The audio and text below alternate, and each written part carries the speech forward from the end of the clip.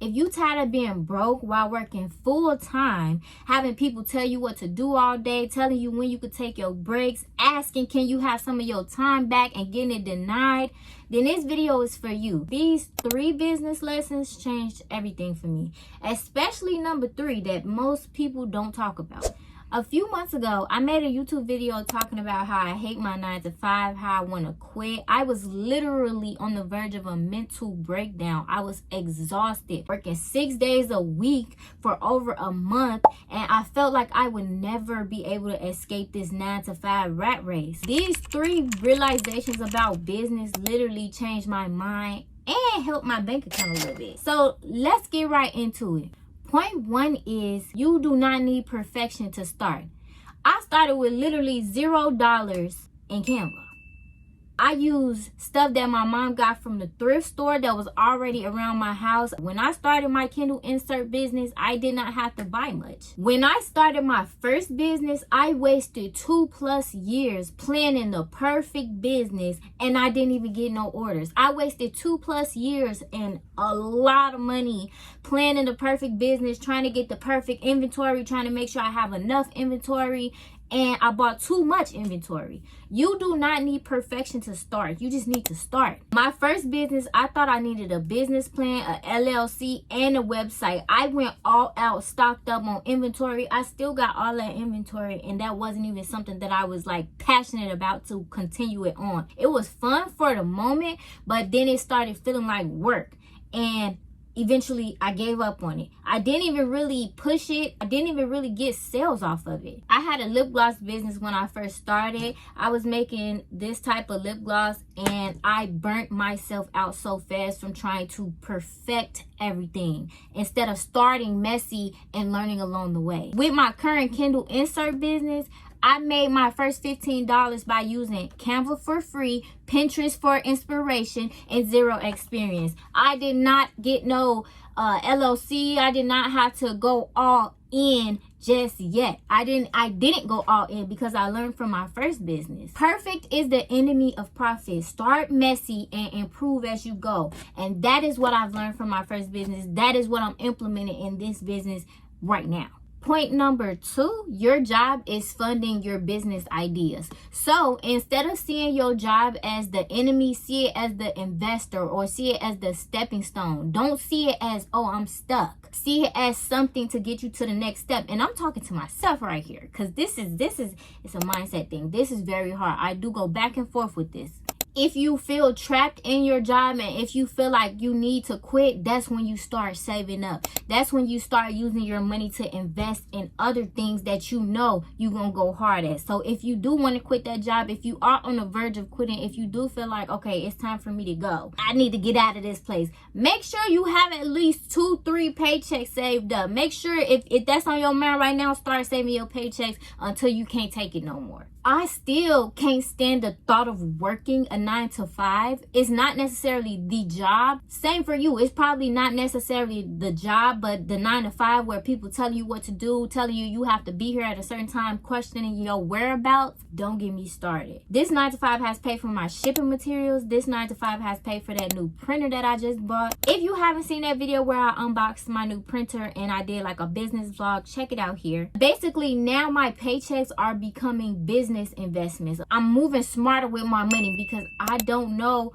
when I'm gonna be done with this job. So same for you. If you feel on the verge of being done with this job that you can't take it, you need to be invested in something. Now, just for me, investing in a business idea that I got from a hobby that I picked up, reading.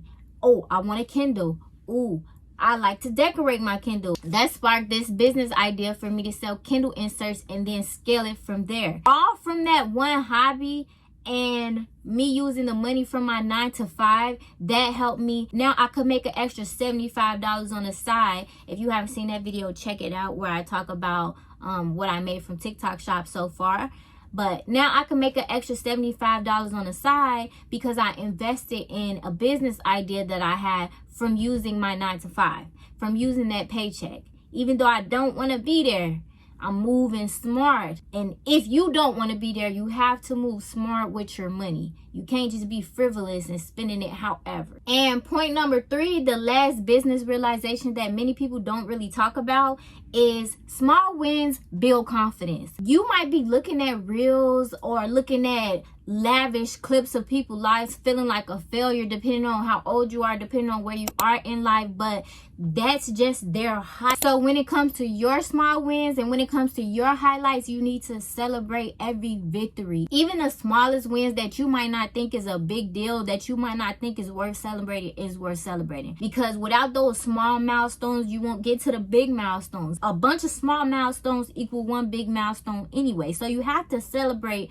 along the journey. My first $15 order taught me more than any business course could have. Because you know why? I was in it. It's nothing like experiencing it in the moment, figuring out how to pack the order, figuring out what supplies you need, figuring out how to make the order perfect for your customer, figuring out exactly how to present yourself or your business how you want to be seen. I was so excited over my first sale, and not because it was money, but because to me it proved that I can do it. It proved to me that this is possible. It proved to me that, wow, I can really do this. So there's money outside of a 9-to-5 where society teaches you work hard, go to school, get a job, and then just live your life that way. No, it proved to me that the lifestyle that I'm wanting is possible. It proved to me that the lifestyle I'm wanting wants me. My first order, I lost money because I priced my product too low and I didn't even have the supplies to ship it. So I had to buy my shipping supplies and have it shipped right that same day. I needed it that day so I can ship out that order on time.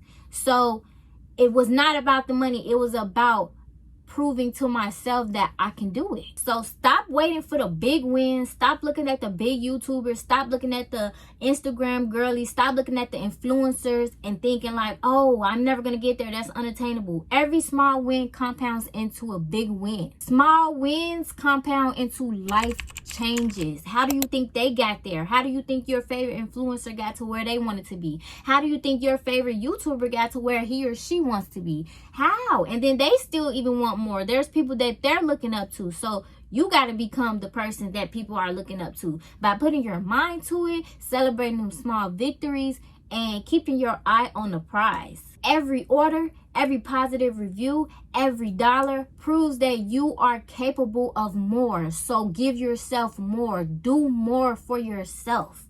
You gotta do more. You gotta celebrate yourself. Celebrate your wins, because if you don't, nobody will.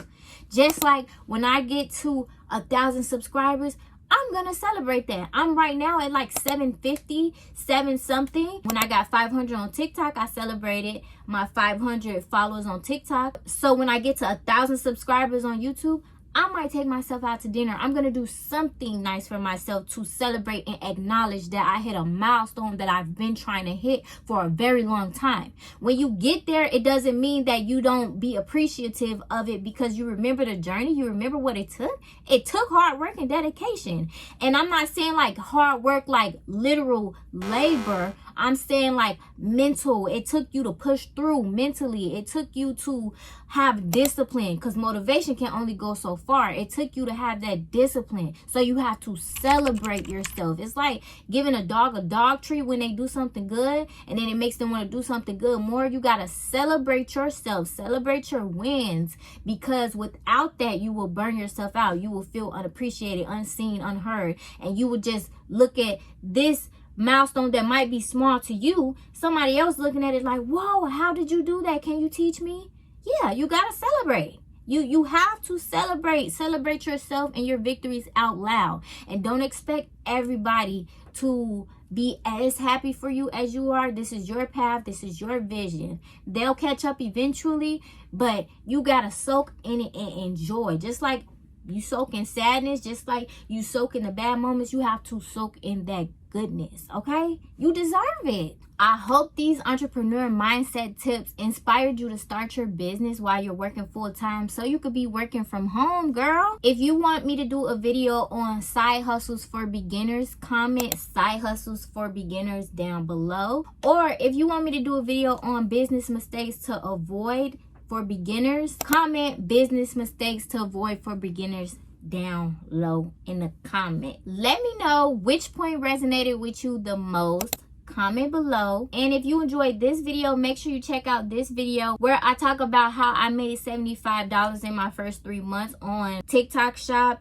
And that goes more into detail about like entrepreneur mindset, entrepreneur tips, and it's a really interesting video, so make sure you check that out. And thank you for watching. I'll see you in the next video. Bye.